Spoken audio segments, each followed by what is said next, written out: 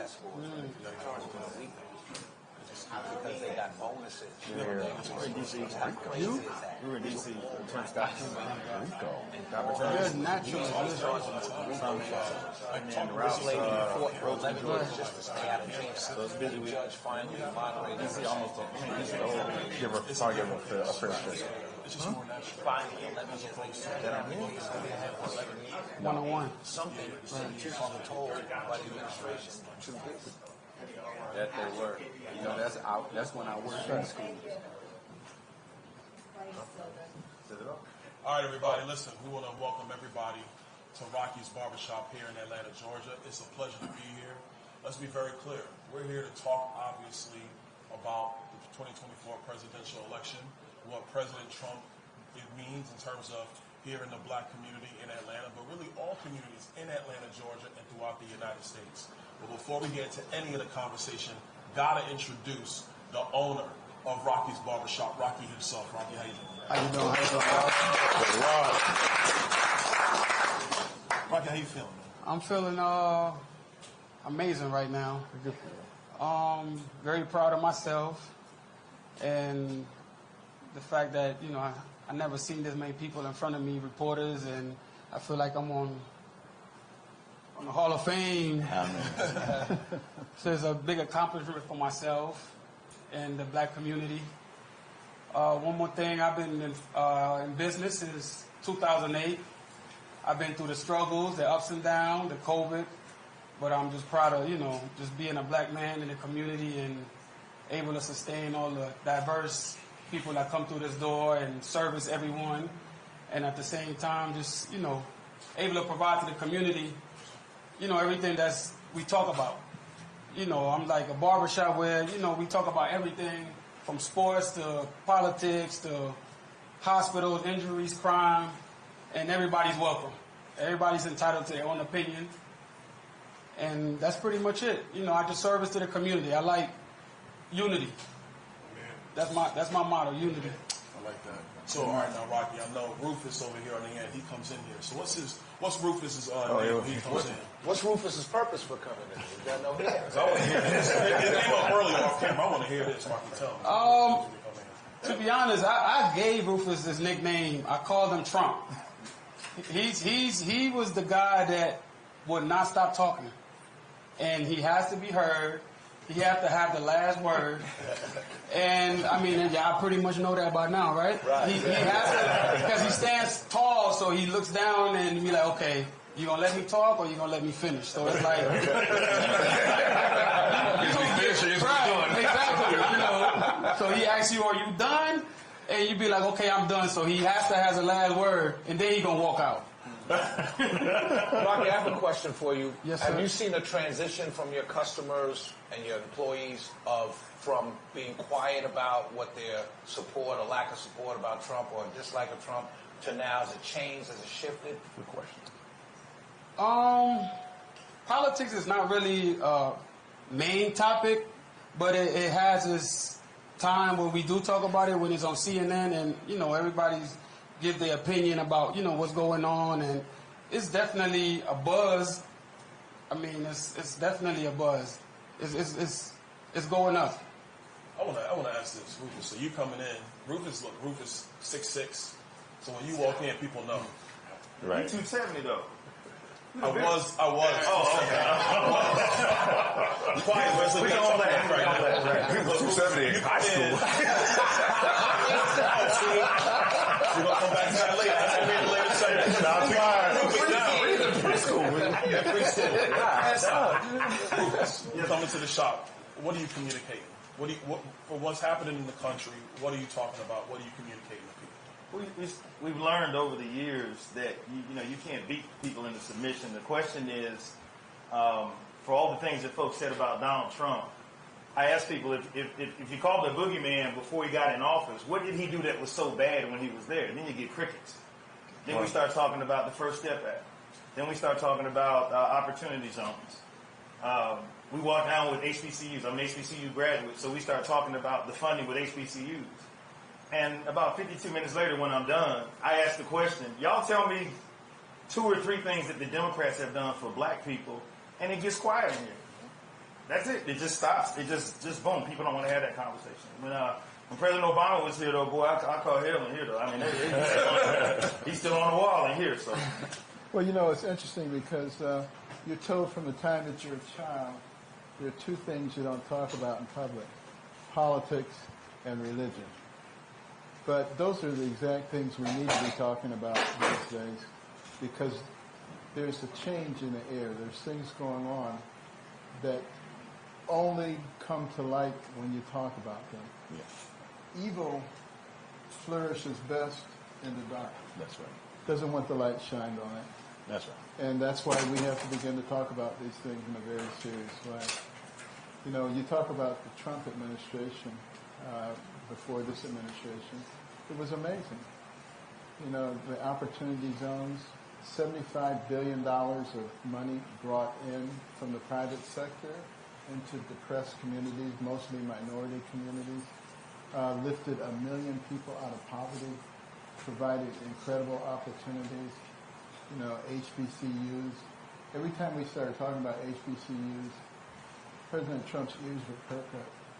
And, he established a pipeline so that we don't have to come and beg every year. That's incredible. The justice system, the inequality of its sentencing, all these things, they were dealt with without a lot of fanfare. And I'm just hoping that the black community is noticing this.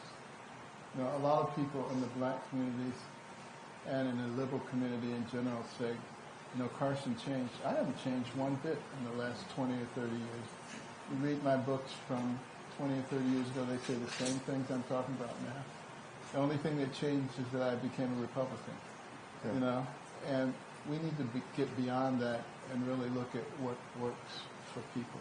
Absolutely. And I want to piggyback that for a second, too. So both of my parents were at Southern University, both of them. That's where they met. So HBCUs are near and dear to my heart. And my dad would always tell me, Wesley, you have to understand something. I'm 75 years old. He goes, son, I had it difficult. You don't have it difficult. We have come a very long way. And for a gentleman like me, who's sitting as a United States congressman, whose parents are graduates of HBCUs, and at the time, that's actually all they had. And for us to be sitting right here talking about strong black businesses, talking about black excellence, which is exactly what this represents. That's right. Talking about the next generation and how can we continue to build on this like the young gentleman in the back. You're a veteran. I'm a veteran. We have veterans on this stage as well. This is all about black excellence, and it's not confined to one party. Right. It's not confined to the Democrat Party. Black excellence is for everyone. And so whenever I think about my parents that started at HBCUs and what President Trump has done for HBCUs, how he has created that pipeline, I got to tell you, I am so impressed by this, and it cannot be ignored. My parents had 3 kids. All 3 of us went to West Point. All 3 of us served this country. It's the definition of black excellence. So creating a pipeline for opportunities for black people at HBCUs is literally why I'm sitting here today. So that investment in the community from President Trump, and you worked in his administration, sir, God bless you, and thank you so much for what you've done. That is why we have to continue to build on this. President Trump is a harbinger of black excellence. Do not get it twisted. We have seen it. We have lived it. You articulated every point extremely well. And then how do we build on this for 4 more years after November? I would add to what Rufus said about the barbershop, and then I want to ask Mark a question. Right.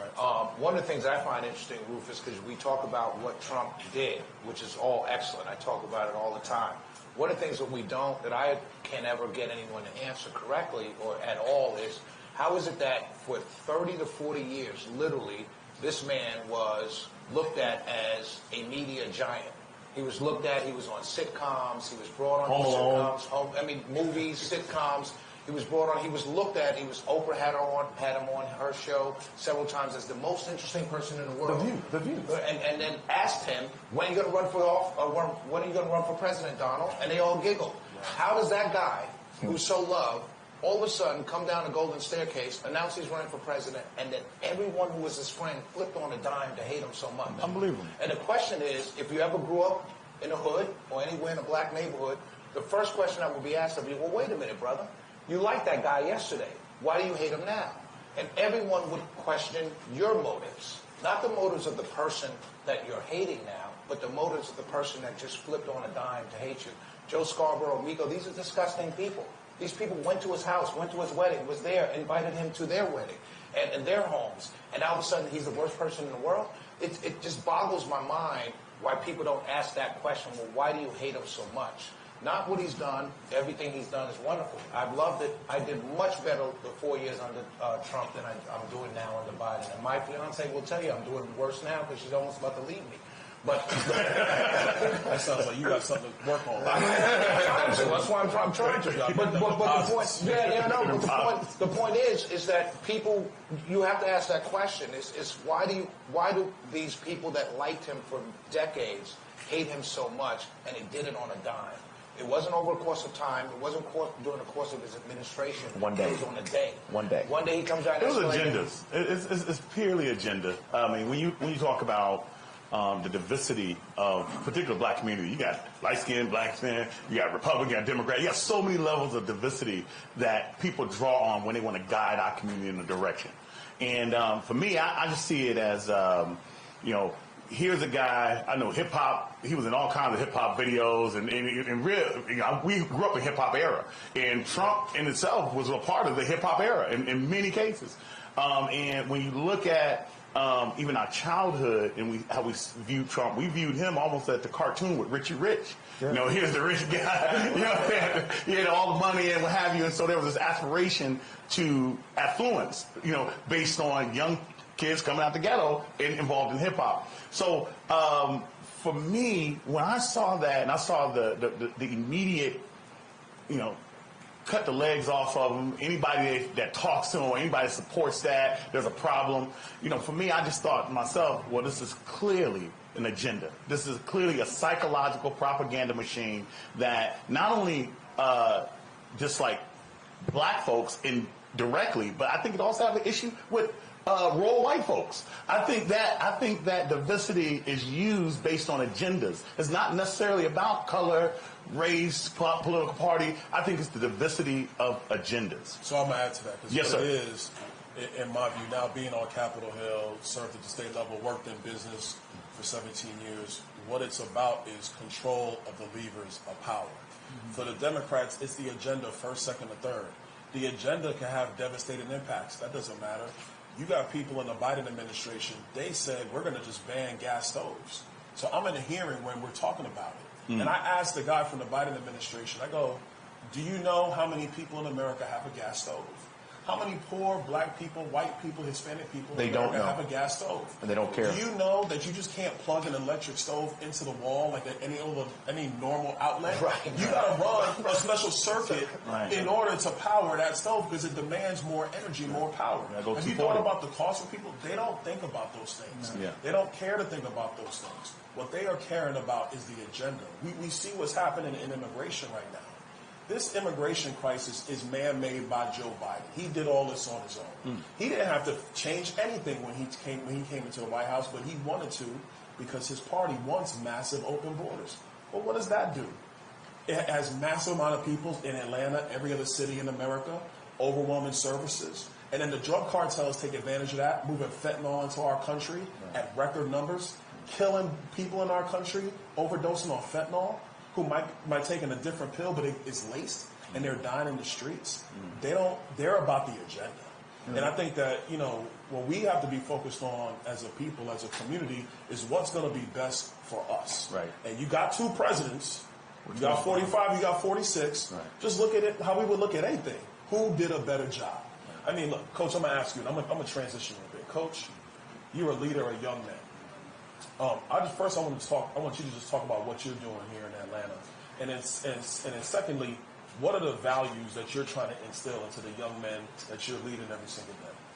Oh, outstanding. Well, specifically, I just had a thought on your question, and I think that they turned on him on a dime specifically because he kind of jumped the order of things.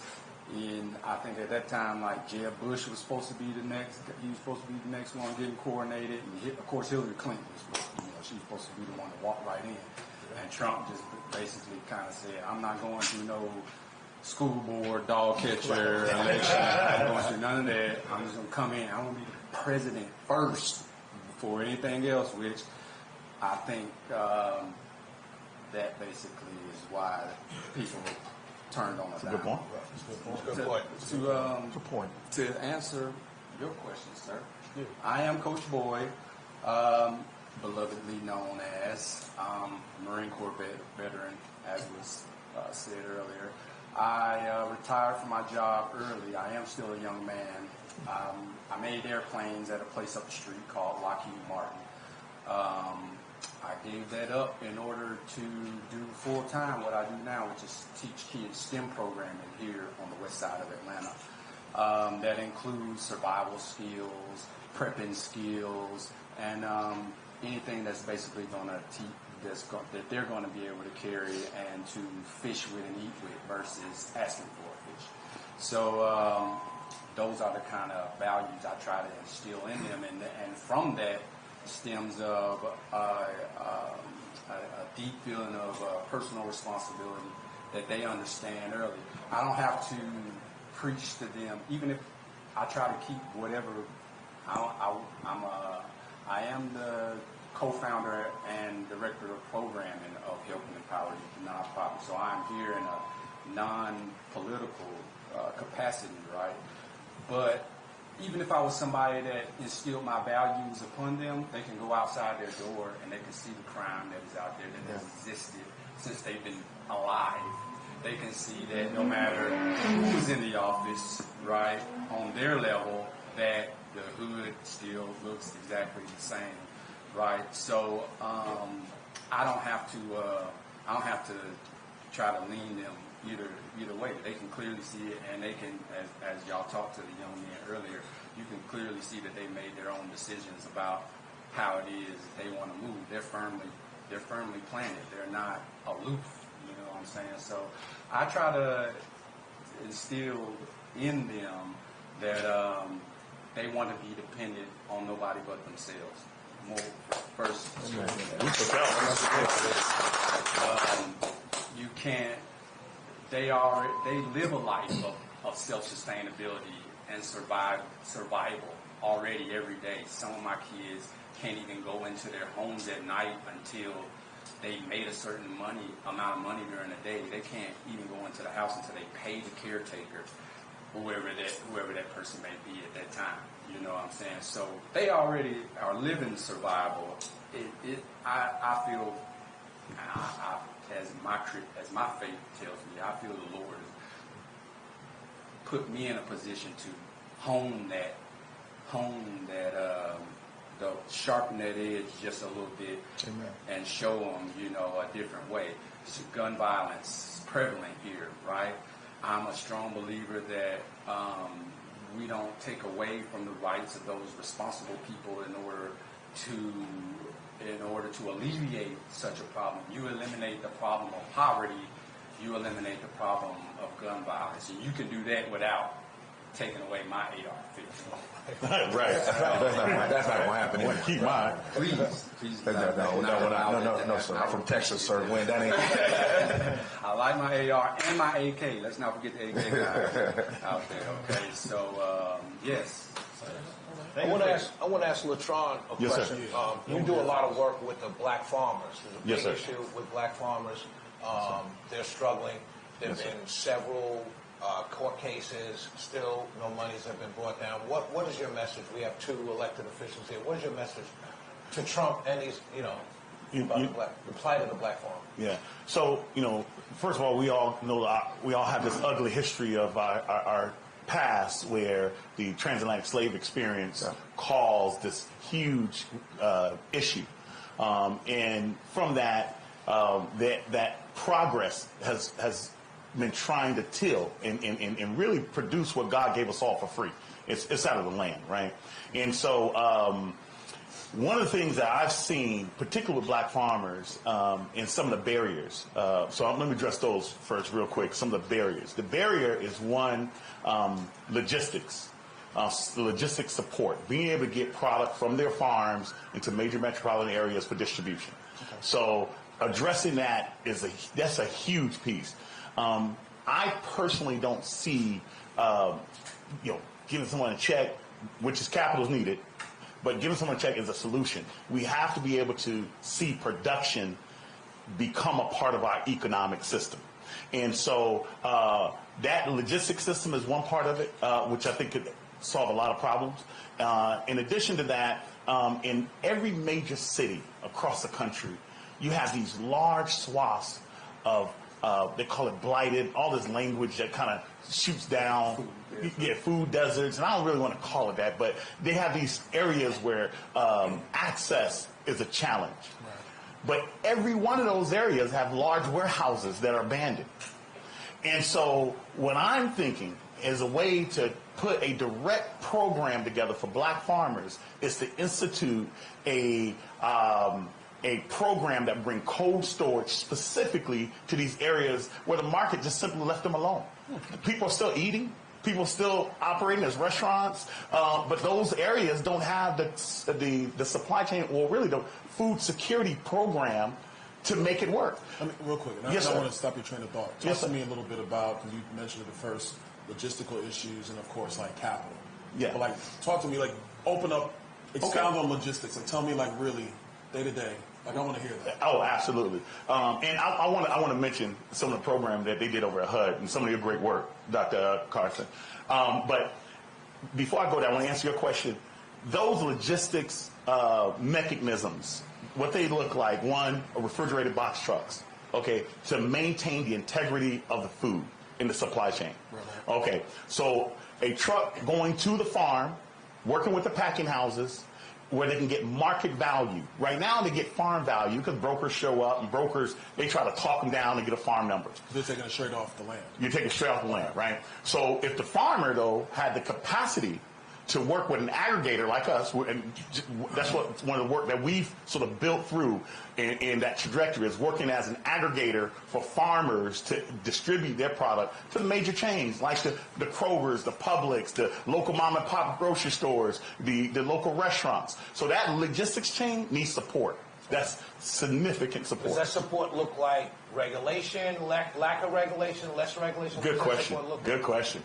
So the regulation is a challenge, and it's always been a challenge. In fact, the goalpost moves from here to there, and then there's a group of guys, primarily guys. For the women that are involved, it's no disrespect. I love you too, but those guys simply they manage their network, and they have their interest involved. So when you talk about this issue with black farmers, you're really talking about a group of wealthy people who are managing and stewarding that wealth, and they really have it in their interest. Here's a piece, Shelley, that in Congressman, to your question. So that logistics support from the farm, aggregation, moving it to the city. So now you're in a city that have a need, and there's a population that can buy, that are currently buying.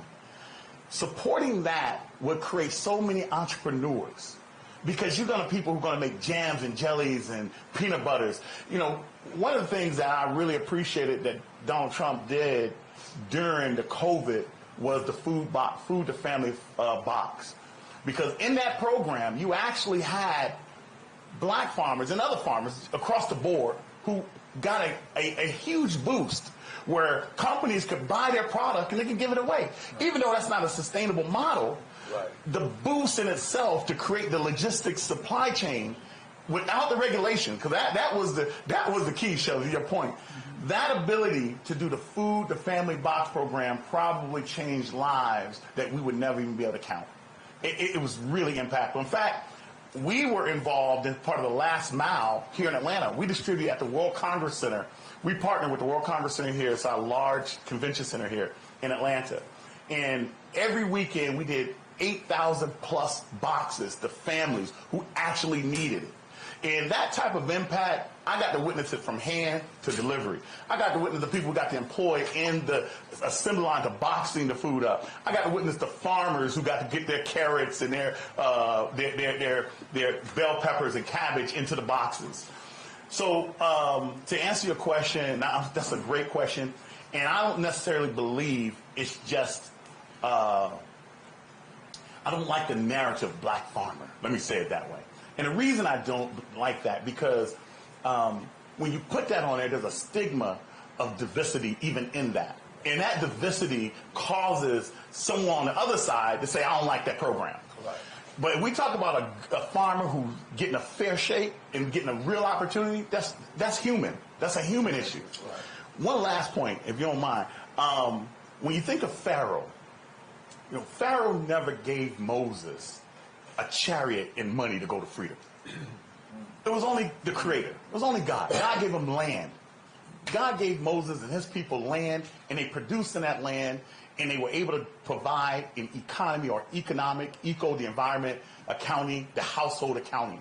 So the accounting of their environment to be able to do for themselves. And so I believe if we could find ways to create that vibration, even the conversations about, payouts and this type of stuff, it'll shift, because that equity be earned. The equity comes from that production, that distribution. Right. So, Representative Donald and Representative Hunt, I want to go from there to you guys. The only thing, and I'll be quick on it. Oh, sorry. No, you're good. And the only thing I'll say quickly Yes, on that is the logistical piece is massive.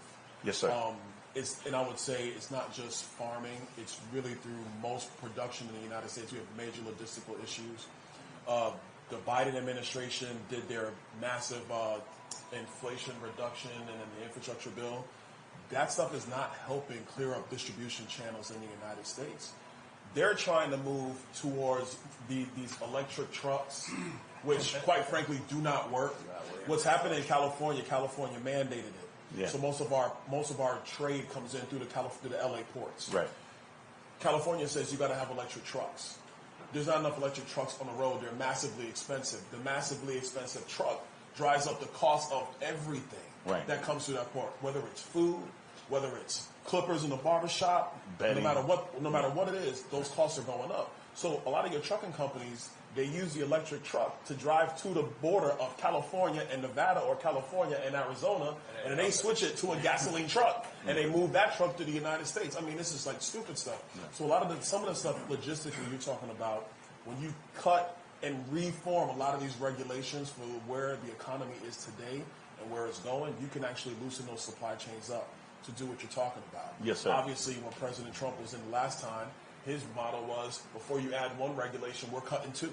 Right. And I think you have to do that in order to clear up the jam that's in a lot of economy supply chains, especially in farming, and then do some other really important things like you're talking about, local networks, local distribution centers, where you can have that infrastructure kind of built in. That's real infrastructure work. That's infrastructure. That's real infrastructure. I just want to just touch on, because what you're talking about, for the United States, for America, to continue the trajectory of economic supremacy in the world, it's required that we begin to reinvest in those communities with infrastructure in logistics, particularly right here on the south side of Atlanta, or in Chicago, or in St. Louis, or in Cleveland.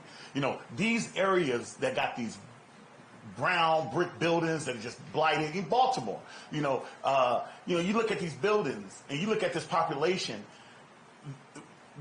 The number one challenge is that those businesses pulled out of there, and when those businesses pulled out, the infrastructure for logistics moved out as well. So that impacted the education, that impacted the health community, that impacted the whole frame of the business community that supports those things. And so in the case, and I don't know how we can do this from this point forward, but I do want this discussion to be fruitful for the future of what we're doing. And so I want to continue this conversation about this logistics piece and how we can impact those communities. Speaking of which, when you talk about regulations, one of the things that I hear all the time from my left-leaning friends, deregulation is bad, but then you have Rocky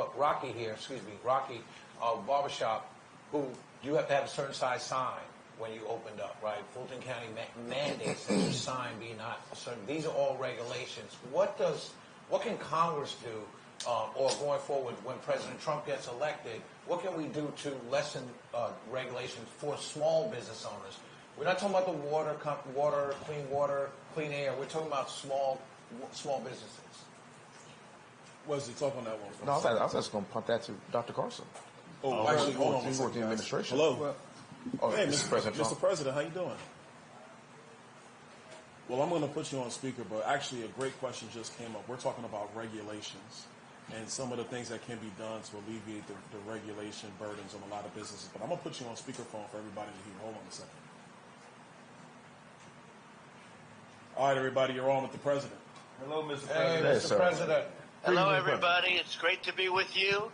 I hope I'm being well represented. I have a feeling I am. I know them very well, so I hope so. No, you are, sir. But a question came up about regulations. And so what's your view of what we need to do with regulations when you come back into office?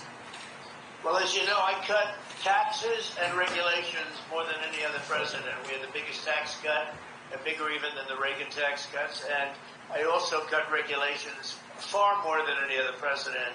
And they have put a lot of them back already. We will get them cut so fast. And, you know, it's very interesting when I went to business leaders and said, which was more important, these big tax cuts or these big regulation cuts? Almost every one of them said regulation cuts. And it made a big difference to their businesses, small businesses and big businesses. Great question. Awesome. Anybody else got a question for the president? I mean, I want to tell them that black folks will vote for him to get gas under $1. All right, so Mr. President, the statement, I'm not going to call it a question, the statement is black folks are voting for you if you get gas under $1. Oh, well, I tell you, I got it pretty close. We had it for a little while. You know, we talk about $1.87, and now it's on its way up. As you see what's going on. I'm seeing $4. I'm seeing $4.50, depending on where you buy it. But we actually had it to $1.87, and we had it to $1.52 at one point. You know, different points. But we had the gasoline as low as it's been in a long time. So I don't know if I can guarantee $1, but we're going to get it as low as we can. And that's a big spur for the economy. The lower you get it, that's a big, big spur for the economy. Hey, Mr. President, it's Wesley Hunt here. How you doing, sir? Hi, Wesley. I got a question for you. You've been talking a lot about no tax on tips. If you could kind of talk about that and what impact that would have, not just on the black community, but on everyone. I think it's a winner for all of us, and it's your idea. So if you could kind of talk about that, that'd be great, sir. So about a month ago, I was at my building in Las Vegas having dinner with some big people, business people that were, you know, planning some big developments, I think. And the waitress came over and said, how you doing? She said, oh, the government is after me all the time for my tax on tips. I said, really? They do that? He said, yeah, Biden just made the regulations much tougher. And it's very tough nowadays, tax on tips. And I said, how would you like to be no tax on tips? Because first of all, it's very hard, you know, it's a very hard thing to control from the government standpoint. But the people are very unhappy about what's happening, especially the new regulations. And anyway, I just came up with the concept of no tax on tips. Let the people earn what they earn. And I'll tell you, it has been so popular, beyond anything. I've never seen anything like it. So we have no tax on tips. Vote for Trump, no tax on tips. Hey, Mr. President, we have Ben Carson's here with us. Hey, Mr. President, how you doing? Hi, Ben. I'm good, Ben. You know, what you said about the regulations is so important. At HUD, we were able to get rid of over 2,000 regulations. Right. And it made it so much easier to get things done in general. But I just want to encourage you to continue to speak out because the attacks on you have been absolutely ridiculous. And we're praying that God will give you the strength to bear it because you're standing in there for all of us. Well, the attacks have been unbelievable, what they say, and, you know, they'll take a speech where I'll be out rallying, a perfect speech for an hour and a half, 2 hours. We have big crowds. We had over 100,000 people, 107 to be exact, in Wildwood, New Jersey. We had 25,000 in the South Bronx. We have 88,000 in South Carolina. We have tremendous crowds, and you'll make a perfect speech. And this lowlife Biden will take the speech, him and his people, and they'll cut sentences out, cut words out, cut sentences out, oh, Trump, look, he didn't make a good speech. He didn't make a good speech. And I do them largely without teleprompter. You know, I don't need a teleprompter. He can't read a teleprompter. But these people are nasty. They're really horrible people. They really are. It's a shame. It's a shame. And I've campaigned a lot over years, not even, you know, for myself, but in particular, I've campaigned against some pretty bad people for others. But there's never been anything like this. They make up things. You know, suckers and losers, which was never said. They know it. They make it up.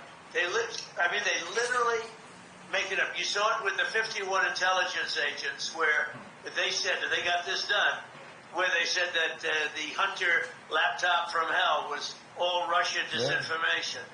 And, you know, it's just a total made-up thing. These people, so you're right about that, Ben, when you say it. It really is a shame. But the people understand it. We're leading in every poll. And we're leading every swing state. And one just came out, I guess, Nate Silver, the New York Times, that we have close to a 66% chance of winning, which is a pretty good chance, I guess, when you think about it, right? And Mr. President, you got time for 2 more questions? Yeah, sure. All right. Go ahead. Mr. President, Shelley Winter, how are you, sir? How are you? Thank you very much. I wanted to ask you, the debate is tomorrow. Do you think that you will get what many of my listeners are asking me? Do you think that you will get a fair shot from Jake Tapper and Dana Bash? Do you think you'll get fake Tapper? Right? Do you think it was cutting and out. Don Can you Bash? just repeat that question, please? Do you Do you think you're going to get a fair shot from Jake Tapper and Dana Bash tomorrow night? Well, I think it would be good for them if they did it. I think probably not. You know, it's very interesting. During the primary, CNN covered me, you know, very, very tough, but they covered me all the time. And I won it very quickly. I won it in record time. And Byron knows that, and Ben knows that. They were all there, and Wesley was there. Wesley, good job on television this morning, by the way. Oh, thank you, but sir. they were all there. We won it in record. So now I'm making my speech to, you know, accept everything and to acknowledge the victories and all. And CNN started off, and then they ended. Jay Tapper said, all right, that's enough. We're not going to listen to him. So they cover the whole primary, but they don't cover my victory speech. So, you know, am I going to get a fair? Probably not. But it would be very good for CNN. They're having a lot of ratings problems. I think it would be very good for CNN, actually, in terms of its credibility. It'll be interesting to see. All right, last question, Mr. President. Coach? Yes, Mr. President, how are we doing today, sir? Hi, Coach. All right. My question is, in the black community, it's been made a big deal about how you have been kind of railroaded here as far as your court cases go and everything. Yeah. And the support that you'll receive from the black community is kind of like a sympathetic kind of support, because it's understood that we've received similar, not even similar, but basically we've been railroaded since the day we came here. We felt that way, right? So if you can acknowledge that you're getting support from black people because of this, then we can kind of acknowledge that we have been getting railroaded. So my question is, what can you do about those Alvin Braggs on your side that have been doing such railroading from the time? What can we do about those Fonnie Willises and Alvin Braggs that are, you know, right now sending some poor black person to jail for some crime that they're doing? Well, you know, it's an amazing thing when this happened. Wow. And as you saw, all the legal scholars say these are not cases. These are not cases should be brought. It's just a terrible thing. It's weaponization. And it comes out of the White House, even when it's city and state, comes out of the White House in order to attack a political opponent. But since that happened, the black support, I think my representatives will tell you this, the black support has gone through the roof. Yes, it has. And I guess they equate it to problems that they've had. But since this has happened, like the mugshot is the best. It just beat Elvis Presley and Frank Sinatra by a lot, by the way. Beat it by a lot. But that's the number one mugshot of all time.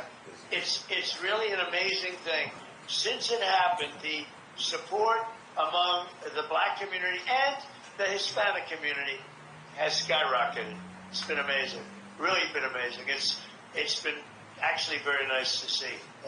Mr. President, You know, it's in one way you say, "Gee, isn't that too bad?" But the truth is, it's really a lovely thing when I see that. We have great support now in the black community and in the Hispanic community. That's true. Great support. I'll say before you leave, Mr. President, I'm a veteran, and we have several veterans here on the panel today. And of the group of people that I say support you the most, the black veterans tend to be with you. So we're with you, sir. If you want to talk a little bit about what you've done with the veterans. Well, I just want to thank everybody. And it was, it was in fact, if we did it tomorrow, I'd be there. I'd be there despite tomorrow evening. It's going to be big, and they say maybe the biggest. Somebody said this will be the highest rated show of all time. I said, don't tell me that. I don't believe it. Hey, I'm not interested in listening to that. I actually said that to Byron. I'm not interested in hearing that. I just want to thank everybody for being there. You have my support. We did a tremendous amount. I wrote it down just a little while ago, knowing I was going to make this call. Achieved the lowest African American unemployment rate, the lowest ever. We delivered the largest small business tax cuts ever. We lifted 6.6 million people out of the poverty, which is a record. Black Americans saw their largest increase in home ownership ever. We gave record funding for historically black colleges and universities. I actually got them taken care of. They were really in bad shape. And we passed it, and we did that. We passed historic criminal justice reform, which nobody else could get. And when I left office, we had almost no inflation, virtually no inflation, which is a killer in the black community and every other community, frankly. And it's just a killer. We had absolutely the best, most beautiful. We had very little inflation. And now the inflation is a disaster. It's killing the black community, and it's killing the country, inflation. It's known as a country buster. So we did all those things, and, nobody else came close. And we'll do them again, and we'll do them even better. All right, Mr. President, thank you. Thank you, sir. See you tomorrow. Thank you all. Okay, I'll see you tomorrow. Hope I see you all tomorrow. Thanks a lot. Yes, sir. Bye, everybody. I tell you, when we get a chance to, I'd love to have you ask them a question about and really dive into the impact of access to capital that was post-responded with COVID-19.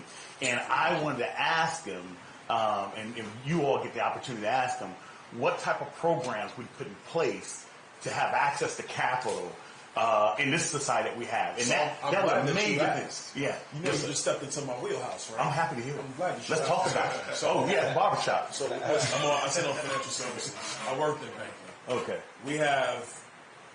There's a couple of major issues. The first issue is overall federal regulation.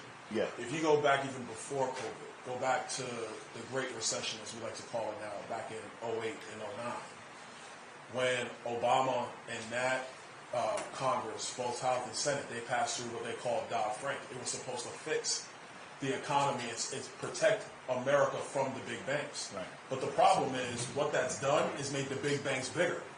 So the big banks are massively bigger now. Community banking has been destroyed in the United States. So you want to talk about access to capital, whether it's you, Latron, whether it's Rocky, anybody else trying to get access to a small business loan, it is so much more difficult today than it was in 2008. And it's gotten, Rocky, am I speaking facts? Facts. All right, there we go. So that's for y'all. Rocky knows what I'm talking about. Now, so you have to undo a lot of the damage done by Dodd-Frank because you have to open up. It's like logistics in food. You have to open up the lines of capital. You can't clog them down with regulation. You got to open that stuff up so business can do that. When President Trump in his last term, he signed legislation amending some of Dodd-Frank to loosen up those lines. Second thing's happening now. The Federal Reserve under Joe Biden, they're talking about raising bank capital even more. But if you talk to the banks, they'll tell you the issue is not bank capital. The issue is when you run an economy like this, when you overspend and create massive inflation like this, it makes the cost of borrowing so much more expensive for banks. Right. It makes deposits more expensive. And so they're trying to find a way to make money on their side too. And so the cost of lending goes up for small business owners like Rocky, small business owners like yourself. So you got to get government spending under control. You can't just keep borrowing and borrowing and borrowing, because it's only going to get more expensive for small business owners, for families trying to figure out how they're going to make ends meet, whether they go to the store to buy a product, or they're going to the bank to get a loan for a business, for a mortgage, for a car, whatever the case might be. You got to take care of those two major things. I'm not going to speak for President Trump, but I will tell you, if I have my way, we're going to do those two big things. Okay. I think on the spending front, President Trump's definitely going to make sure that we get this thing under control, because you got to get the inflation out. Right. You got to squeeze that out. And the third piece, and Wesley just said it, and I'll let Wesley talk more. You got to grow the economy. That's energy production, etc. Yeah. You know, I want to go back to something that John was talking about, the divisiveness. This goes all the way back hundreds of years. In places like Mississippi and Alabama, there were more slaves than there were slave owners. They were very concerned about that. So they told the ones in the house that you're better than the ones in the yard. The ones in the yard, you're better than the ones in the field, to keep that divisiveness there. And then after slavery was over, the light-skinned ones, you're better than the medium-skinned ones, you're better than the dark-skinned ones.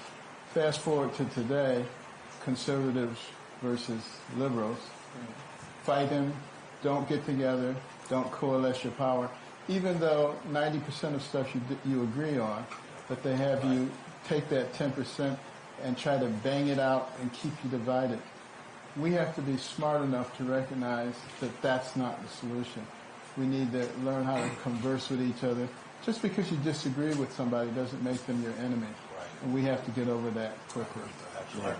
As you talk about the regulations and the banking and everything, as we go into this election, what is the voters' decision? When small business owners, what is their decision? Is it Trump versus Biden is the decision, but who is going to be better for them? If we can explain who is going to be better for them if they're a small business owner, even someone launching a small business. Well, you talked about regulation and not moving the goalposts and knowing what to expect. No matter what the regulation might be, just knowing what to expect. Byron, you talked about illegal immigration. You talked about fentanyl. You talked about 11 million people pouring into this country illegally that we know of. Sir, you talked about safety. You talked about keeping your AR-15. You talked about what's happening in the streets here in Atlanta. You're asking me about who we should pick, one or the other. President Trump is running on everything that we just said. 100%. That is the crux and the very premise of what he is running on and what he is focused on. He will give a 2.5-hour speech, but at the end of the day, he is hitting on these things in multiple ways from multiple angles. If you look at this on its face, Joe Biden is doing none of the above. I would even argue he is running against the things that we are talking about here right now. And so this is really a binary choice that President Trump is articulating every single day, while Joe Biden right now is hunkered for a week trying to figure out how he's going to speak tonight or tomorrow night. So it's up to us in this room to articulate that in a way. This is a binary choice. The things that we want, the things that we are talking about, President Trump just called in right now on the phone and talked to us about it. Who does that? Hey, that's the most famous person on planet Earth. Right. Yeah. You know, it's funny. So many different dynamics. Hold on. I got a quick question. Quick back to Wesley. Would Joe Biden just get an impromptu call? Come on. No. Because I know leaders of Congress who can't get an impromptu call with him for 10 minutes. No. They can't get an impromptu. Sorry, go ahead. No, that's big. Just access to the decision maker makes a big difference in business. So what you're talking about, this is our language. Having access to the decision maker, and he can call in. This has been great, and I appreciate you being able to pull that off. You know, that's a nice little trick you did. Right. But no, more important. Here's something I think is really important. Something Dr. Carson just touched on in everybody, but that divisiveness. You know, when we leave this, there's going to be a whole lot of conversation. Here these black guys come and talk about Trump and this, that. Now, here in Atlanta, we're in Atlanta. We're in the Black Mecca, right? So not only is it the Black Mecca, this is Wakanda. In the black community, we call this Wakanda. This is black business, this is black educators, this is black doctors, this is black excellence. When we leave this place, they're going to have conversations. A lot. One of the biggest conversations that may come out of this is how can you guys support him when he has the dog whistle for a group on the other side? And for me, I want to address that because I think that's a really important part. You have rural Georgia. You have the antebellum South. You have people who grew up in a society in their culture. I'm not going to go to China and dictate a Chinese culture. I'm coming to Atlanta saying, here's what's good for my city, in my neighborhood. These are the things that are good for us. And we're speaking the language that we're in Wakanda. And so if Donald Trump happened to be elected and we are in that position as the leaders of our society, why wouldn't we try to find ways to bridge a gap? And why wouldn't we want to be a part of the solution? The other piece of this that I think is really critical, when you talk about economy, right? Economy is it's a scary word for poor people, and it's a big scary word for rich people, right? On both ends. Because the economy language talks about money, ability to move, access. I hear how you responded as it relates to the access to capital with the small banks and opening those channels up and deregulation. Oh, that's critical, right? But at the same time, if I got a small business, I know a good friend of mine named Zach. He owns a place called Local Green Atlanta here in Atlanta. And one of the challenges that deal with, even under this administration, is access to capital. He wants to open up local green restaurants all across the country, right? Killer Mike and two other brothers, T.I., they got a business here, and their businesses, from real estate to restaurants, they're trying to get access to capital as well. The question that really got to be answered, will the Trump administration, when we raise that flag and we got a new president in the White House, will he make it easy for access to capital? And that's the question we got to answer leaving this room, because that's the only combative narrative we get against the guys who got a dog whistle for white supremacy and that type of thing. Well, wouldn't be Tim Scott's? He did it before, he'll do it again. Yeah, right. That makes sense. Point at what he actually did. You don't have to like him to vote for him. There's a joke about chickens for KFC. Yeah. Okay, you have to be for people who are for you. If you're a barber and you get tips, right? Yes, sir. Okay, would you want to pay taxes on tips or not? No, sir. So I'm not saying all the barbers would vote, but I don't see why any barbers would be against that policy. Right. Also, for the media and for anyone listening, it's a substantive conversation that we're having. I don't know how often it's known, but this is the conversation we have in the barbershop. Absolutely. Right. We all brothers, y'all agree, right? A little bit more cursing. A little bit more cursing. It's no profanity. Not this one, though. No profanity, Rob. No cursing at Rob. But a little more cursing. Keep it clean. Keep it But clean. where I was going was the policy side of it. If you can take the fat off of it, cut it off and look at what Donald Trump did and what he is saying he's going to do again going forward. He did it before, he can do it again. And I'll close with I say this to black folks all the time, particularly in the barbershop. I say, once again, tell me the 3 or 4 things that Joe Biden has done to help black people. Because all of us can tell you about the things that he did to help black people when Donald Trump was there over the 4 years. Right. They say, vote, vote, vote. They say democracy. Vote, vote, vote, vote, vote, vote. They get black people to vote. Okay, so black people vote, and then what? Right. What do we get? Right. Now, I do appreciate Ice Cube when he was saying, hey, we need to contract Black America to get our vote. That made sense, right? And I was glad that Trump was willing to meet with him. He met with them. He met with them. And looking for a solution. Biden didn't even meet with them, by the way. But here's the thing that's more interesting than that, Latron, is that he was crucified, meaning Ice Cube, for even having the conversation. Steve Harvey, many people don't remember, when Donald Trump won, in 2016 he won, Kanye visited him right out of having mental issues. When Kanye came out of that meeting, they asked Kanye, what'd you talk about? Kanye didn't answer. Trump answered for him and said, we just talked about life. This is a man standing with one of the most prominent African-American artists at our time. Many people in hip-hop like myself or hip-hop fans call him a genius. Still do. Regardless of his political stuff. But even though he's a musical genius, he said, we just talked about life. And Kanye got trashed for that. Steve Harvey met with him. And all these professors said, well, why does he meet with the professors or the pundits? We're smarter. Steve Harvey's just a comedian. Steve Harvey literally almost had his career crashed Right. from having a meeting with a man. Right. And so at some point, what I say to the African American community or anybody that will argue with me, and this happens all the time, is that at some point you got to ask yourself, how do you hate this man so much? The man hadn't even put his hand on the Bible yet. Right. And they were going after him. He hadn't even put his hand on the Bible. All he did was win an election. And Steve Harvey, who is loved now because he had to dispense with any kind of good words he had for Trump because he got destroyed, almost lost everything, his syndicated show, TV, everything. And he had worked hard, lived in a car that he tells the story, lived in a car for years to get there. So how do you have to ask us, you have to ask anybody, white, black, I don't care who they are, but particularly African Americans, how is it that you would let other people, and you know what I mean by other people, I'm talking to them, I'm a part of them, other people tell you that this guy is so bad that you can't even meet with him, or else we'll destroy you. Just remember, that is powerful and scary as hell. Sorry, Marxist ideology depends on intimidation. That's it. That's what they do. I think I know this is specifically for the next election and the Trump thing, and specifically versus Biden, but just going forward, I think Republicans themselves have a bigger opportunity. Trump might not be the messenger for Republicans to be able to get to these black people that are now waking up and leaving the Democratic Party. They ain't necessarily going straight to the Republicans, but they, like Dr. Carson or somebody said that we got some.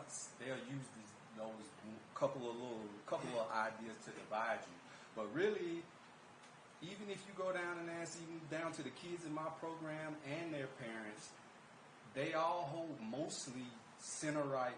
The majority of America, period, is right to center. Is to center right. So I think Republicans got a better chance at looking. I know this is going to be sore on this. Speak your mind. While we're here. They got a better chance of looking past Trump to the next thing, to the next person, and that person is the right preacher. Is that in the black community you need the right preacher? The black community will go listen to a preacher that's doing all kind of sin. If he hooping and hollering with the right kind of message. You go get the right kind of preacher. The right kind of preacher. You point at me? For the next election. For higher office. We look. The only thing I'm going to say to that is you can't get ahead of today. True. Right. True. Yeah, I know you got to look to the next election. And today, the old saying is, Binary Rome choice. is burning. Yeah. Right. Yeah. Rome is burning today. Burnt. Right. And chill, man, it ain't burning. Yeah, it's pretty It's bad, not man. looking good, though. We in World War III. We in World War III when they said Trump was going to take us. When we there now. I go back to the fundamental question. I've been asking this question for 2 years. Wesley heard me say it. Yep. This is the Pepsi Taste Challenge. America, you got two choices, 45 or 46. Who did a better job? That's it. What tastes better? That's all you got. Binary choice. What tastes better? Binary We choice. know what tastes better. And I think to the point you were making about the vitriol that came for him, that still comes for him. Yeah. Right. There's a funny thing happening in America right now. People are looking at all the vitriol, and you know what they're saying? Man, y'all been saying it for 8 years. Right. I know my food costs more. Right, that's it. My food costs. You've been saying that That's for real. 10 years. I know this border's wide open. Right. You've been saying that for 9 years. How come Israel's now fighting for their survival? That wasn't happening 4 years Taiwan. ago. Taiwan. It's happening now. Right. So it takes leadership at the end of the day. Now, what I will say, as a Republican, man, our party hasn't done anything worth a damn about communicating. I'm so sorry, Rocky, about your shop. About communicating with That's a black quarter people. in a jar. I got about communicating with black people. We've not done that work. Right. But if we're going to speak truth, Yeah. there was a guy who ran for president back in 2016, and it might have been inarticulate. You know, what did he say? What was in the Meat Mill song? Other Side of America at the top. What else do you got to lose? What else you gotta lose? He asked that question. And got destroyed for it. Did Jeb, hold on, but here's the question. Did Jeb ask that question? Nope. Did W ask that question? Nope. Did HW ask that question? Nope. Right. I don't remember them doing that. Right. No. He did. He did. He did it his way. He did it. I think for our people, there's a fundamental question we got to ask. How's your life going to be with 4 more years of Joe Biden? Worse. Right. Because a lot of these young kids, what I'm hearing, a lot of these young kids, they're saying, you know what? Where's Trump? Yeah. Can we get him back? Right. you know, it's so real when you look at, you know, what is the interest in, brother, Coach, you mentioned it. We generally are conservative people. I mean, we want to raise our families. We want to have, you know, we believe in God. Like right now, even a conversation with God is even, you know, for me, I'm open talking about. You know, we pray, okay. And when you look at these types of ideas, and I really appreciate what you alluded to. You alluded to some real concrete, beyond personalities, and personality is important, but beyond personality, what would sustain our community, and generally, what's happening under the agenda that we see: safe homes, safe borders, economic stability, jobs, family life. You know, I don't even understand what a challenge. Don't leave out education. Yeah, education, deregulation. You know, I want to just guide my community. No, y'all go do what you want to do. Right. We make the rules around here. Right. You know, local rules important to me. Right. You know, and I think those things are the message, and we really got to hone in telling that story really, really well. The other piece. What would you say, Latron? You're out there in the community. You do a lot. What would you need from Representative Donalds and Representative Hunt to take that message from here, take what we talked about here into the community? Same with you, Mark. You're in the community. Same with you, Rocky. You know, you guys represent, as friends of mine, you guys represent people that are not wearing Trump 2024 T-shirts. You know what I mean? Right. But you're speaking the language and everything, and people respect you. What do you need from these two gentlemen to go out there and preach this message of for November? You know, I think they've said a lot of it.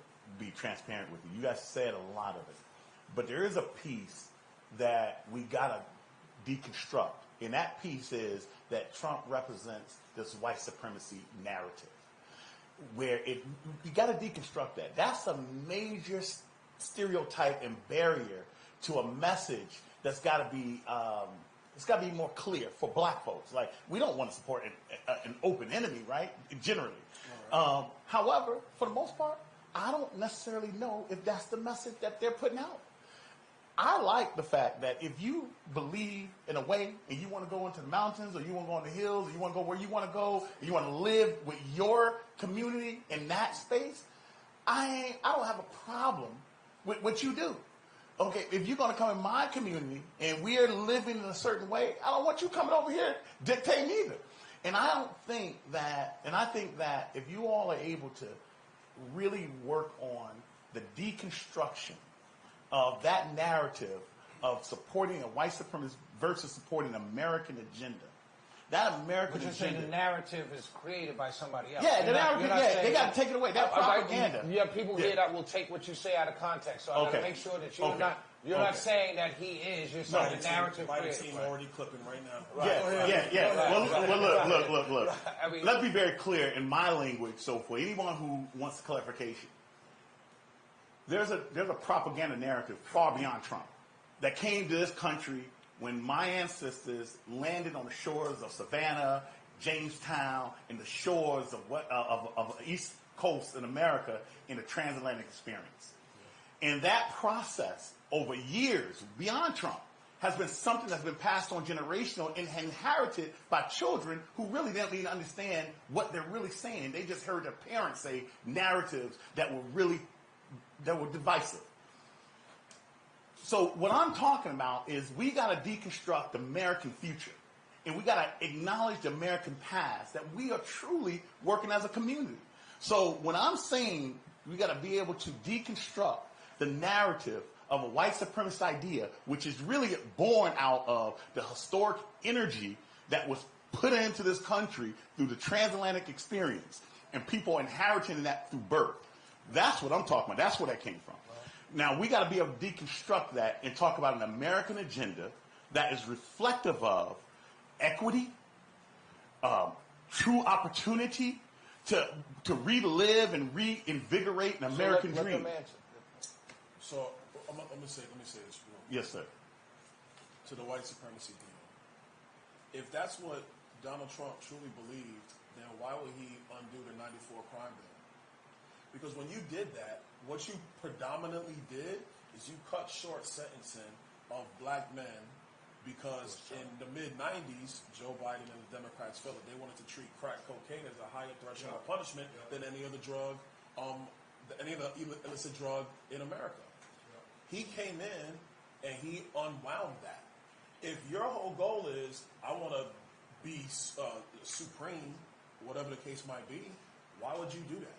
Right. You see what I'm saying? Yeah. So like this is where I think, and to your, I'm not, it's not against you, but I know what you're saying. Yes, sir. It's really more for them than for you. Okay. But I think that people have to get past the narratives that come from media. Dr. Carson knows what happens when the media wants to have a narrative. Right. I know what it is when the media wants to have a narrative because they just push that as opposed to actually digging into the context. My mother always raised me to say, to think, do not listen to what people are saying. You look at what people are doing. Yeah. And I think that in our community, we have to get past the narratives that come primarily from media and from people who have agendas. Let's be clear, because a lot of people have agendas, and look at what's actually happening on the ground. Right. I'm going to give you another one. Yeah.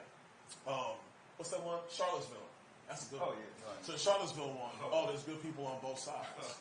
Well, what was never reported, never really talked about, is that he was actually doing a press conference on infrastructure that day. Mm. That was a 17-minute press conference. By the way, Joe Biden hasn't given a 17-minute press conference since he's been president. I'll give you that one. 17-minute press conference, right? He just kept saying, I condemn white supremacy. He said it like 6 or 8 times. In that speech. In that same presser. Right. The pressers keep asking the same question. I know they all hear it. I love you guys. They keep saying the same thing. He kept saying it until he said, look, what else do you want me to say? You had this person on that side, that person on that side, and then you have bad people on both sides, and we can't have any of this. Yeah. And they took good people on both sides and ran with that for 3 years. Yeah. Yeah. Ignored everything else. The clip's still on YouTube today. Yeah. Okay. Which is the point that a lot of people, to the point of people coming around, particularly young people, that's what they're seeing. They've been told something, and now they're seeing it real for themselves, and they're saying, wow, he never said that. Wow, he never said it's happened several times. And that's what people are going through now. I think people are seeing the things that they're being told was said, wasn't really said that way, or wasn't really said the same way they're reporting it. Right. I mean, I'm seeing it all the time in what I do, all the time. People will come back to me and say, I heard you said this. Right. And I have to go back and pull what I actually said to send it to the person and say, no, I never said that. Right. So I think when you talk about creating a narrative, how do you, to answer the question I asked you to ask them? I want to hear from Mark. I want to hear from Rocky. Right, I want to hear what they got to say. Right, but I would say the answer to your question is making sure that when someone comes to you with that, you don't have to deconstruct anything. Right. You all have to do is show them what was really said. Because Reagan was cast the same way, Trump was cast the same way, George W. Bush was cast the way H.W. was cast. They all were cast as dumb, racist, and not qualified. The same 3 hits for all 4 people. All 4. Reagan, Bush, H.W., and Trump. All Republicans were cast and attacked in the same verbiage used every single time they ran by the same media outlets. So you hit a good point, because it is a good one now.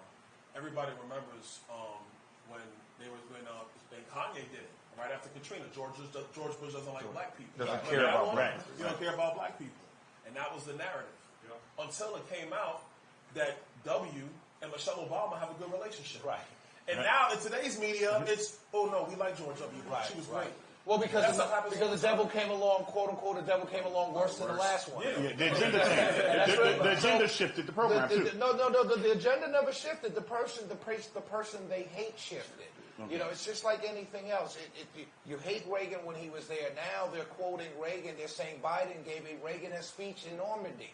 These people hated Reagan 20 years ago, and it's the same people saying it.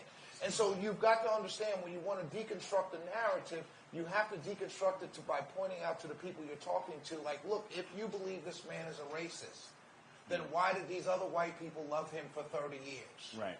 That's it. That's a simple question. It's a real simple question. I'll give you an example in the barbershop. And I was looking at everybody. I mean, they call me the political brother. They would call him the smart brother. They would call Dr. Carson the OG. No, Rocky would be the ball. Every barbershop, everybody knows on the barbershop, right? I'll get back to Byron later. Okay. You get the old school brothers, the wisdom. Y'all in the back, y'all listen to old school, right? Old school. Then what do we say when we get to West? What would y'all call it? Here we go. What's he doing? Everybody want to know what he do. What he do? Right. And you got the mouthpiece right here, right? The word, the voice. In terms of where we're going, I tell people in the barbershop, I say, Google when Biden said the N-word 13 times, it gets quiet. I say, pull your phone out. It gets real quiet. And I say, why doesn't the media ever talk about, whenever you bring up Trump, they want to bring up something from the 1970s. Okay, fine. But Biden said, I don't want you to go to school with my kids.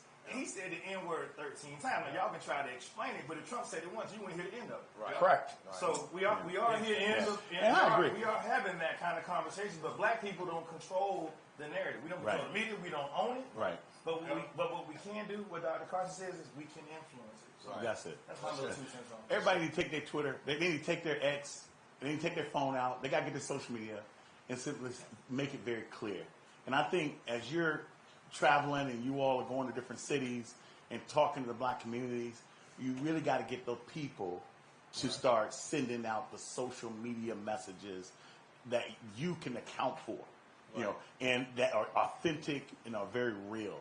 I know for certain that when Donald Trump was in office, our business grew. Okay, so I'm just telling. I'll tweet that. That's the truth. Our business. I don't want to be very egotistical, nothing like that. But our business grew when Donald Trump was in office. And is that a result of timing? Possibly. That's God's mercy, right? And I believe in God, and Trump does too. Is that a part of God's mercy, or is it a part of just the trajectory of policy and deregulation? Right. I'm gonna leave that to the listeners. Right. So here's what we're gonna do. We're gonna wind down. All right. I want to end on this note. And you gotta keep it tight. We've just been flowing and talking. Right. But what do you think? What do you think in terms of black people? Either A, voted for President Trump, voted Republican. Unfortunately, not voting at all. And then, how much do you think is actually going to stay with Joe Biden and the Democrats? Rufus, I'm going to start with you. We're just going to go straight down.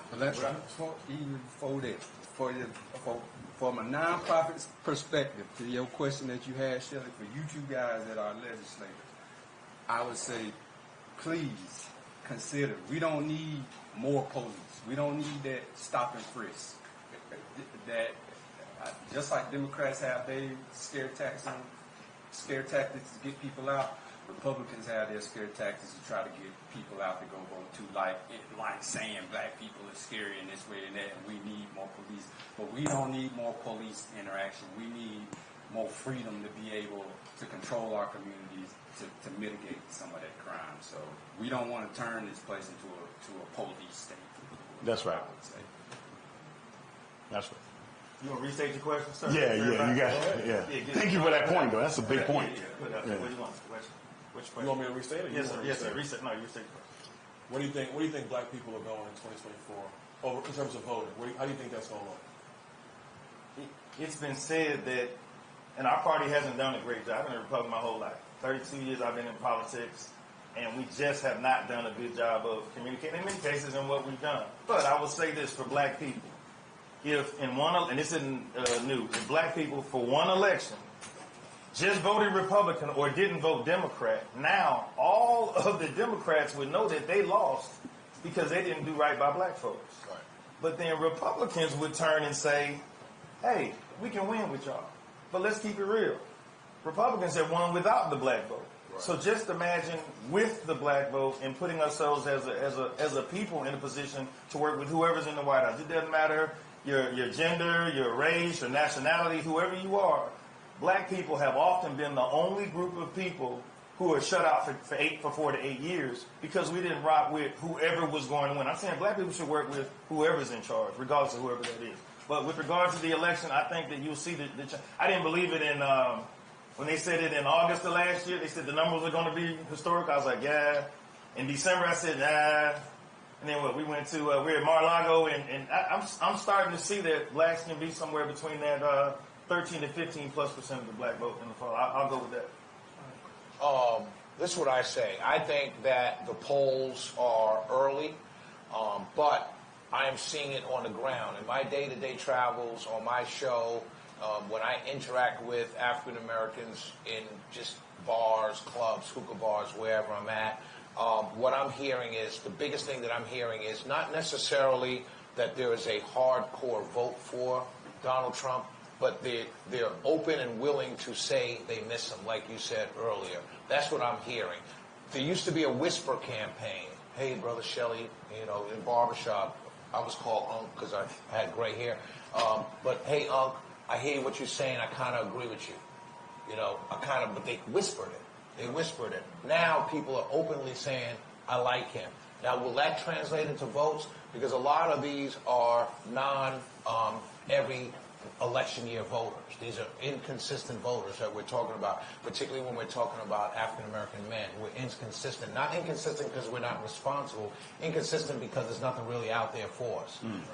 So I think, like Rufus, I think we're going to fall. I think black men particularly are going to fall between 17 and 20% when all is said and done for Donald Trump. I think there's going to be a higher percentage of African Americans who actually stay home than come out for the Republicans. And that's my gut feeling. What I think we should be working on is actually moving those inconsistent voters and moving them into a consistent voter box and making it comfortable for them to say and go on social media, like Tron said, to talk about Donald Trump. I think more and more are getting comfortable, but I think we need to do the things like this, or what you guys are doing, to make it more comfortable for people who are not really political. Because you're hearing it, the people you're hearing from are not the political people. These are your FedEx drivers, your Amazon drivers, your fathers, your deacons in a church, your teachers. They're not political. Their lives are not spent around Fox and CNN and MSNBC and what's being done. Their lives are spent around, how do I get my kid from gymnastics home and what are we going to eat for dinner? Those people we have to those people we have to convince to make a decision to vote, because they will vote for Trump, but we have to get them and drive them to the polls. To the point you made about, both of you made about Republicans, I've been in this game. I met Rufus in this game. I'm in media. He was on the political side. And I've been screaming for Republicans to do more towards the black community for decades. Trump is the only one that has. What there still is, he's doing it on a shoestring. What I would say is, you need this vote. The Trump campaign needs this vote. Republicans need this vote nationally.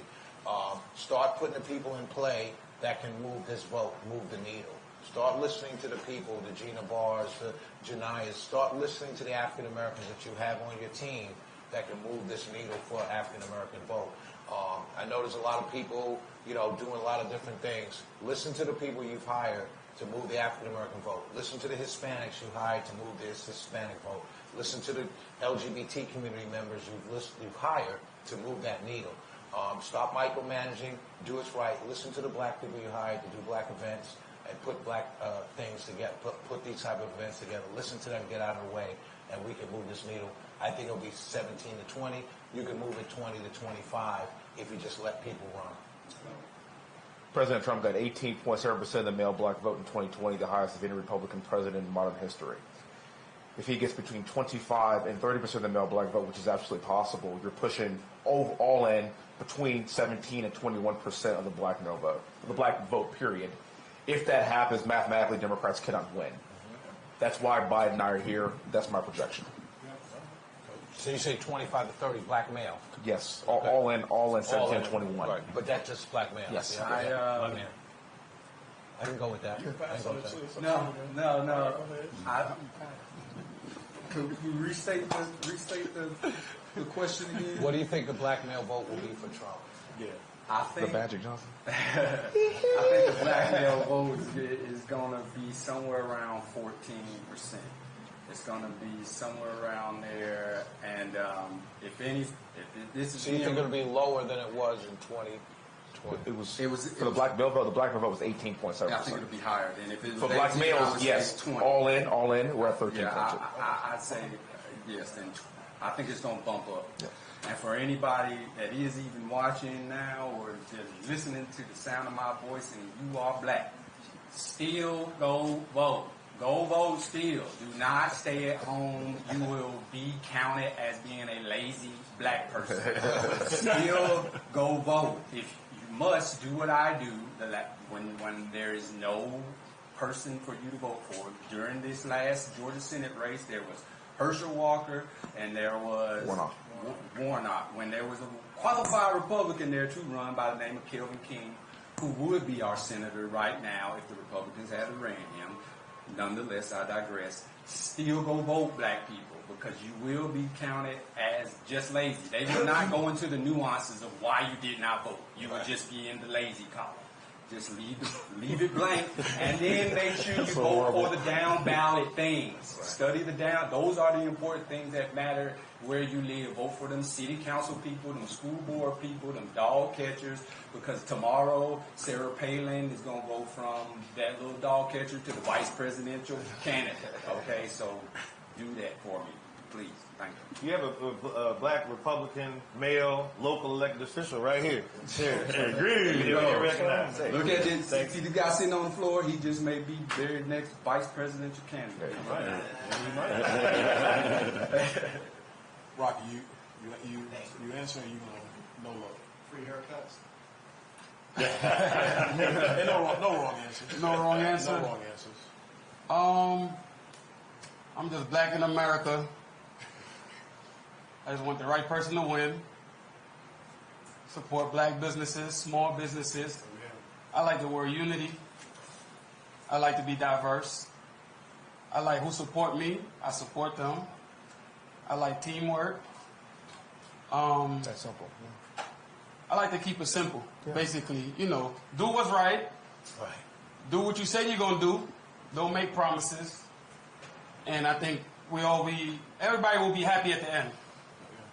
Everybody will be happy at the end if we just stick together and don't make it such a complicated decision based on Republican, Democrat. Just do what's right. Like he said, go out and vote. Don't just leave it blank, because then you won't be heard. Then your decision is not valid unless you pick the right person. If you want change, you got to get up. You got to say something. So I'm glad I'm on this platform. It definitely opened my eye. I seen different views. I seen different perspective from the way it was said, and just listening to people makes more sense. Listening to the right people at that. It's really like, how you say this? You could have a conversation with basically a client, but if the client don't know what he's talking about, then it kind of like throw the conversation off. Right. So now listening to the right people that have the right answers, you're like, wow, this makes a whole lot more sense. They got proof. They said Google it. You could back up your statement, and it makes sense. So now I'm like, okay, this is an eye-opener for me. Because I'm like, okay, I never seen it that way. But now I'm like, okay, at the end of the day, I want to do what's right. So if you black and you in America, you're going to vote for the right person. If he's saying no tax on tip, he's saying the right thing. Right. So, so you're going to go with the stats. And at the end of the platform, I just want to thank everybody for just getting the opportunity to be heard. And, I like the fact that, surrounded with some black powerful men, gave me a little energy, okay, I feel like I've been doing something right. I want to get with this brother right here. He helping the youth. He said he has a youth that want to be a barber. I'm like, okay, I'm interested in that. I want to help who helped me. That's good stuff. And Rocky, we are sitting with you, not the other way around. Right. Yes, sir. Let's be clear about that. We are Thanks sitting for hosting us. Yeah. Thank you. All right, so real quick. Now we got to go quick. Yeah, we got to go quick. Dr. Carson. Well, first of all, I appreciated everybody's opinions here. This is great hearing this. I hope we do this more often. The founders of this country understood that we would come to a point where our democracy would be challenged. And they left the final solution in the hands of we the people. That's what the vote is all about. And it's so important for people to understand that you have to vote responsibly. You have to know who those people are. And most people just look for the name that looks familiar. You can't do it that way. It's got to be somebody who aligns with what you're doing. Right. That's absolutely critical. And I think a lot of people, it's not about black and white, it's about people in general, realize that our country is at the apex of going one way or the other. Correct. Right. This election is very important. So if you care about your children and your grandchildren, make sure you avail yourself of the information that's necessary. I think the black community will do that. I think you're going to be surprised at the result. Agreed. I think it's going to be very good. Agreed. You think it's going to be higher than 25-30% as I represented? think it could easily be. Really? Excellent. I'll be real brief. There's two things that come to my mind. The first thing is... Wait, generally brief or Latron brief? Generally. Very, very generally brief. But I want to really just touch this. One of the most influential positions, elected officials in the state of Georgia is the Commissioner of Agriculture. And his name is Tyler Harper. Okay. Those positions, as you talk about running down the ballot, in fact, Tyler has probably one of the most influential when it comes to wealth because he's a steward of what God gave us for free in every state. So anybody watching this in every state, do know your Commissioner of Agriculture is the steward over what God gave everybody for free. Okay, that includes your gasoline, and we talk about the logistics piece. It's really, really important. I didn't mention the fuel. I heard the president mention. I heard Shelley ask about that question. But when it comes to logistics, that fuel cost makes a significant difference when it comes to price of goods and services. And if you're a person in America, and I'm talking to black folks right now, look at who's stewarding and who's the regulatory influence over what the land that your feet are on. It's critical to understand that. To answer the question as it relates to Donald Trump, I think that this whole election, not only with the presidential election, but it's got black folks more engaged in general. I think black people, and I'm not speaking for all black people, I'm just talking about the inspirations and the people that I come in contact with. I think black folks are engaged. And him going to jail and going through the process, and we seeing the criminal justice system unveil its ugly head as it relates to biases, be it right or wrong, just the nature of a bias. And, they have this term, and lawyers know it, the appearance of justice. When you see that, people naturally, not just black people, everybody, they naturally have this, I don't like seeing unjust issues. So I think that black folks is going to respond to these issues, particularly in this election, and as it relates to that vote for Trump. Now, for the record, I have been based on issues. So Latron. For Latron,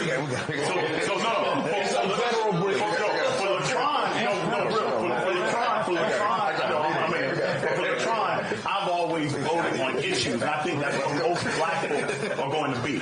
They vote on issues. And so the issues that were raised, they make sense. If Trump is saying that and the other guy's saying something different, people won't vote for the issue that fare well with them. So, thank you. All right, so in closing, I want to thank everybody for being here. Everybody here on the panel, thanks. Honestly, and it's important to say, when we walked in talking with these guys and said, we're unscripted, we're just going to flow. Yeah. We're just going to flow and we're going to talk. I didn't talk to them before today about what they were going to say. I have no idea. We just talked, opened it up, and we flowed. Rocky? I'm witness to that. He knows, because he was like, I'm not supposed to be on here. What's going on? I said, Rocky, just talk. If you want to talk. It's cool. We're just flowing. It's your place, man. It's your place. It's your place. Let's come in here. Appreciate it. You're welcome. Thank you. Guys, I'm going to say it for myself. I know for a lot of people on the panel, Dr. Carson Wesley in particular, we're for President Trump. We think that him being the 47th president is going to make this country great once again. We got a lot of issues to fix. Let's go fix them. And I got one more thing. One more thing to add. You talk about white supremacy? Yes, sir. Dr. Carson has been black his whole life. That's right. He's been black, and I'm black. And we are supporting President Trump. So I don't understand how a white supremacist would call us right now, break bread with us, and spend his time with us right now if he were truly a white supremacist. That would never happen. And for the record, I don't believe Donald Trump is a white supremacist. No. So I want to clarify that, just in case that narrative got mixed up. All right, thank you all very much. This is where we leave the barbershop because they don't keep talking. Do you think President Trump should come to like barbershops and engage in communities like this? Yeah, I think he should. That would be a great idea. You want to open up the questions? Thank you, Brad. We got to start bringing it down here. Oh, you want to do questions?